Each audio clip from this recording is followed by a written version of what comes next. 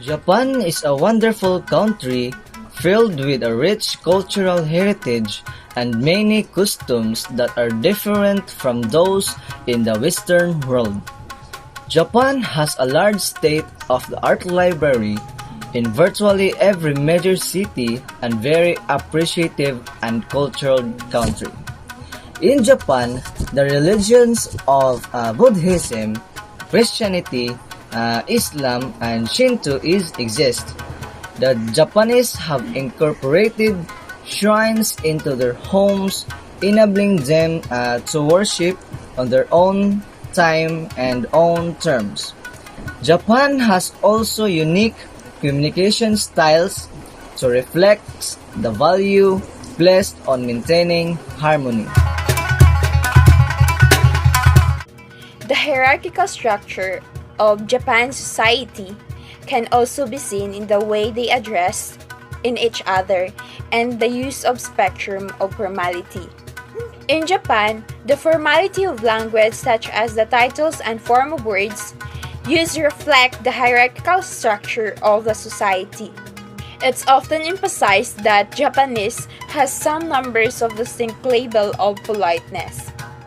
This isn't entirely accurate as you might expect because it's more spectrum than the rigid skills.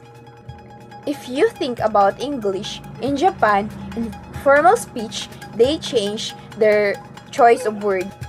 So what makes Japanese different from many other language is that politeness or formality. In connection with what my groupmate said, Ms. Juskora Paran, Japanese people tend to have two types of speech when they are talking to someone, and that is informal and formal. Informal or casual is used when they are talking to their family members or close friends, while formal or polite type of speech is used when they are talking to the people they are less close to. Now, for example, you are saying thank you in Japanese in a way that it is informal or casual. You will say arigato. And saying thank you in Japanese in a way that it is formal or in a polite way, you will say arigatou gozaimasu. And that is the difference of Japanese people when they are talking to someone they know well and to someone they are not that close with. Japanese culture is considered high context, meaning that people rely far less on words in communicating. So in Japan, the people, they do more on nonverbal cues. The Japanese who illustrate cultural differences in nonverbal communication value group needs above the individuals and place a strong emphasis in social harmony. Because of this, most interactions are defined by a certain degree of vagueness and ambiguity. Outwardly exhibiting negative emotions is considered a burden to others.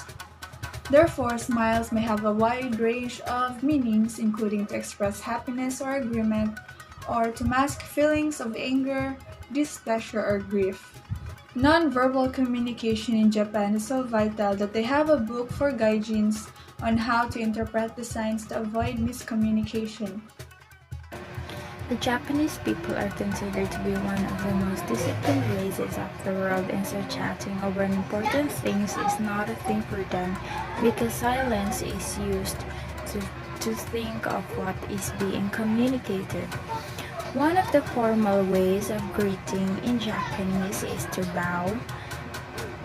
However, handshakes are also accepted whenever on a meeting, but they're often limp and with no eye contacts. Also in Japan, standing too close to someone is considered inappropriate, for they value space and privacy. And whenever on a meeting, sitting with your legs crossed and ankle over knee is considered inappropriate, for it shows disrespect. Instead, you should sit erect with your both feet on the ground to show whoever you are with respect and discipline.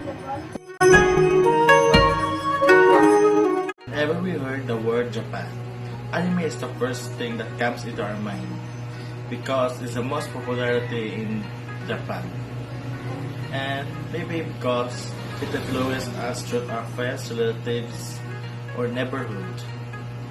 Many of us dream going there because of the good weather, the clean environment, the good people, or the trees, the sakura trees, it's so cool, and some other reasons. But not all of us are good at speaking Japanese. That's why it's important to us to familiarize some basic Japanese words to be able to ask for people. But there is also some Japanese people are excellent at speaking foreign language such as English. We all know that Japan is a great, rich sense of culture, and there's a lot of people that would like to visit and have negotiate on them, have partnership in them. That, but the people tend to having a problem because of their culture, their language, their tradition, and that should be taken sensibly and obtain cultural awareness. So as I research some information that about Japanese social status, that Japanese people would like to feel violated and somehow disrespect. Just like for example that uh, Japanese people would not like the direct and long eye contact because Japanese people pay a great attention in politeness and respect. Japanese communication rely less on verbal manipulation and more heavily on non-verbals, and is essential to considered intercultural settings. Japanese nonverbal communications are important, and so are body language, gestures, tone of voice, facial expression, posture, and non-word sounds, such as the hissing sounds that Japanese often make when confronted with an appealing proposal or situation. In Japan, they had this communication which they call harage. Harage means belly to belly, or the art of silently communicating through intuition rather than with words.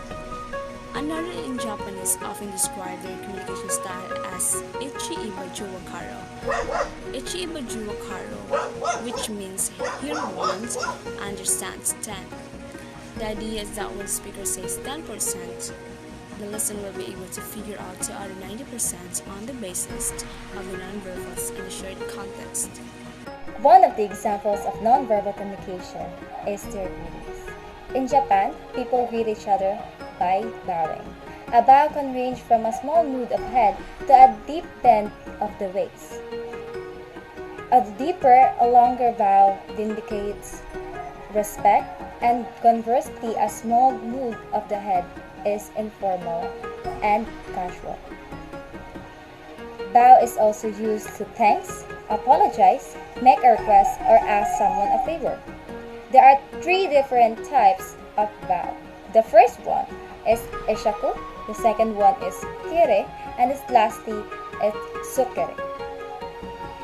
When you enter the shop or restaurant in Japan, customers are typically greeted by the staff with the greetings of irashaimase, or means welcome. So like that, irashaimase.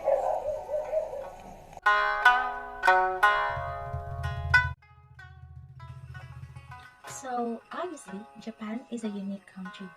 It is a place with great mysticism. It is rich with culture and tradition. It is also a land of respect. Why? Because even when they communicate, or like how the way they communicate, it's like they made their own ways on how to communicate with other races.